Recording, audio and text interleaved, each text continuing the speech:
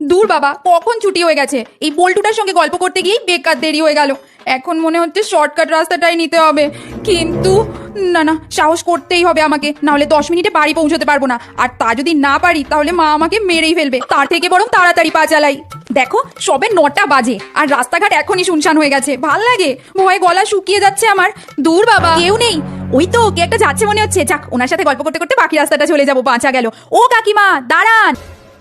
উফ বাবা, ভাগ্যিস আপনার দেখা পেলাম, না হলে একা এতটা রাস্তা যেতে সাহসই হচ্ছিল না। কেন রে, ভয় কিসের তোর? আসলে এই রাস্তায় যা ভূতের উপদ্রব সবাই দেখেছে। ধুস, ওসব বাজে কথা। আমি তো মরার পরে 30 বছর যাবত এই গাছেই আছি, কোনো ভূত তো দেখলুম না। ভূত ভূত ভূত, ও মা গো, বাবা গো, বাঁচাও।